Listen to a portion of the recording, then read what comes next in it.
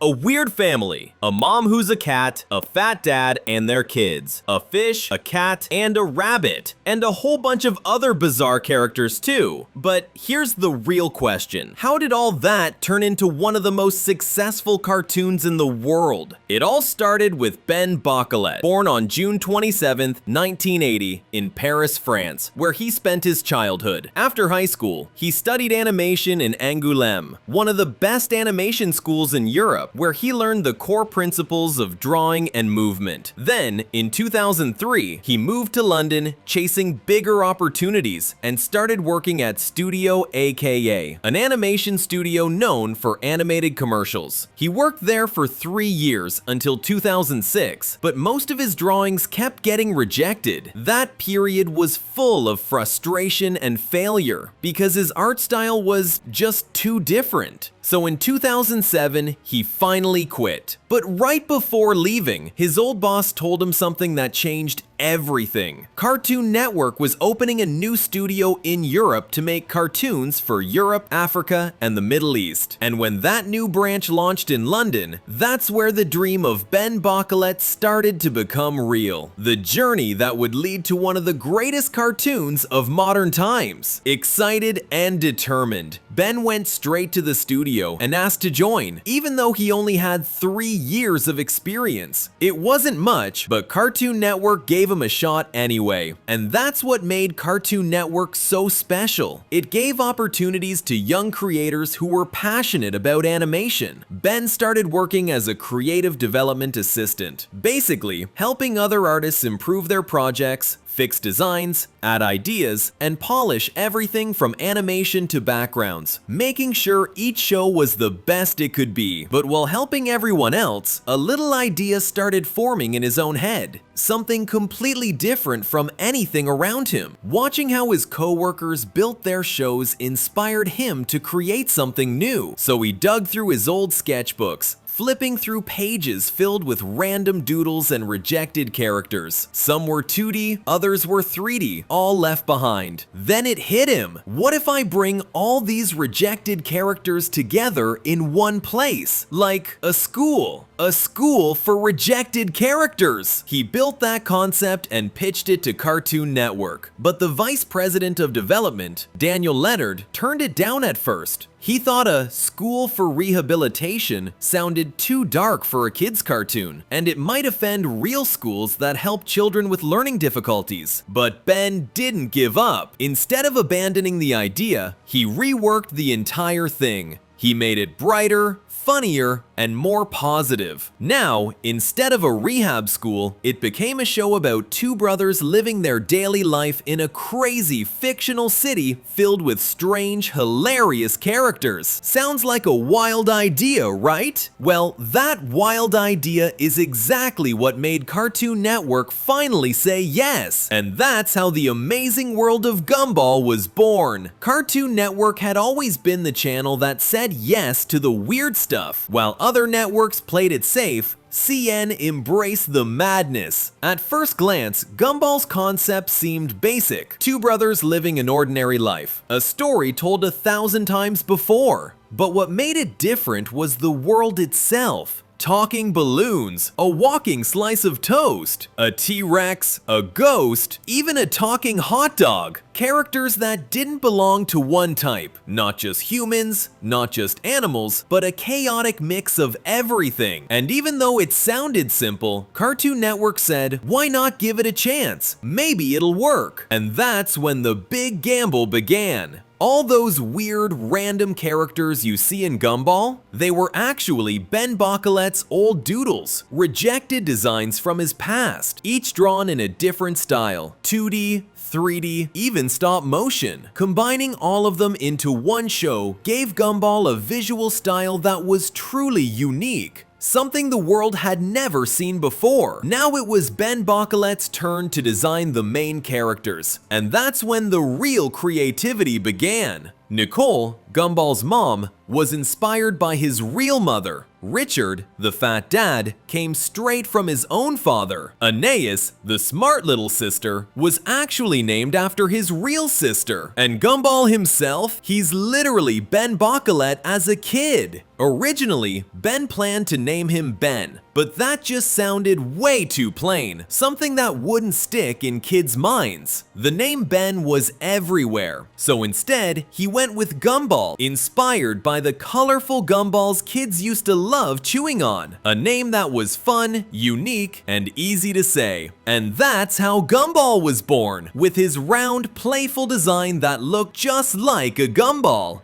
But what about Darwin? He wasn't based on Ben's family at all. He was inspired by Ben's childhood best friend, Paul, the guy he spent most of his childhood with. That friendship sparked the idea of Darwin, a fish who lived with Gumball and evolved into part of the family. And the name Darwin, most likely taken from Charles Darwin himself as a clever nod to evolution, symbolizing how Darwin the fish literally evolved inside the show. But Ben's creativity didn't stop there. He'd been deeply inspired since childhood by comic books, especially the legendary series Calvin and Hobbes by Bill Watterson. That's exactly where the name Watterson came from, a tribute to the creator Ben loved as a kid. Even the humor and tone of Gumball were inspired by that same kind of clever, everyday comedy. Every character in Gumball acts exactly how they look. Their personalities perfectly match their designs. The police officer loves donuts, so he is a donut. The balloon? Kind and gentle because he's fragile. Tina the dinosaur? A bully because dinosaurs are strong and aggressive. The ghost? Quiet, gloomy, mysterious. The paper character? Sensitive and emotional because, well, he's paper. The banana? Goofy and sarcastic. And the neighbor? Always annoying because of course he is. Every single character in the amazing world of Gumball fits their design perfectly, and that's what made it such a smart, funny, and truly one-of-a-kind cartoon. But before Cartoon Network could approve the show, they needed to see how this crazy idea would actually work. How could all these different art styles,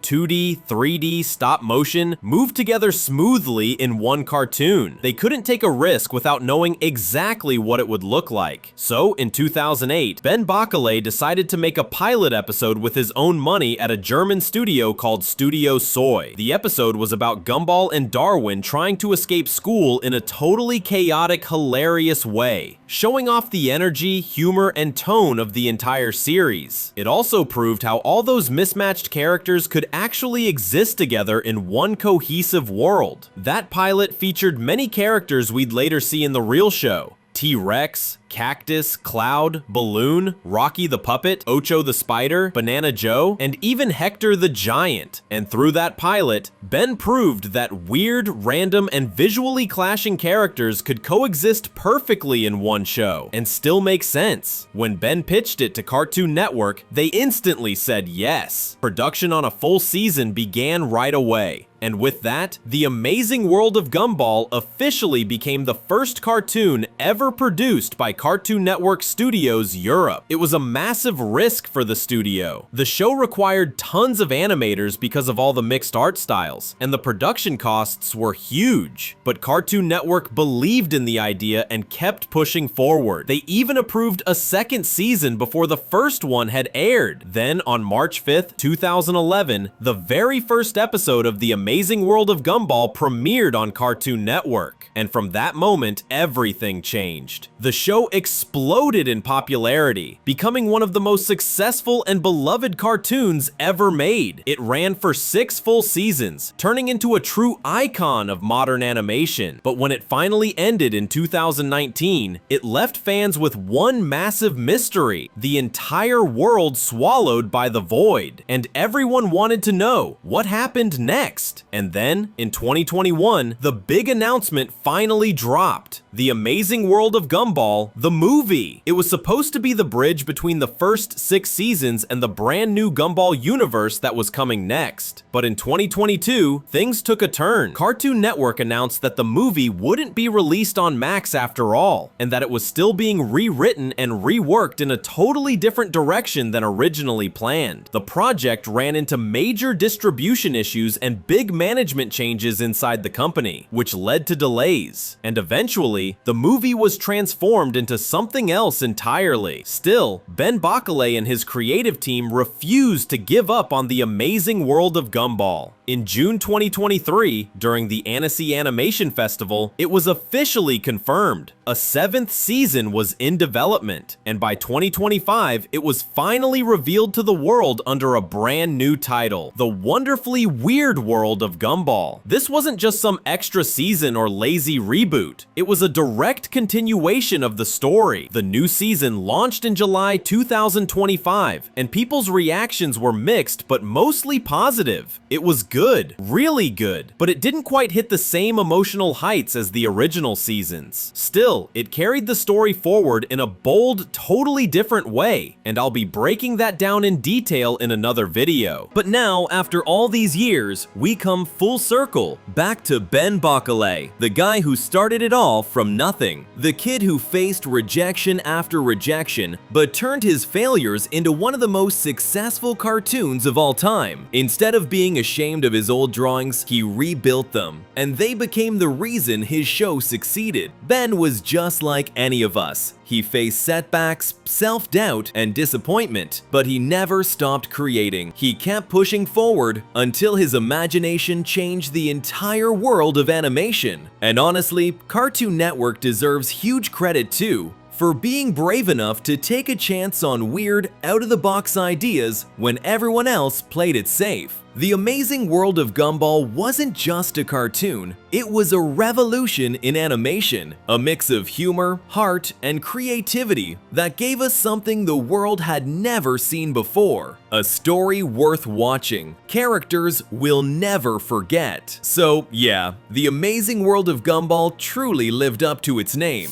Don't forget to hit that subscribe button, and I'll see you in the next one.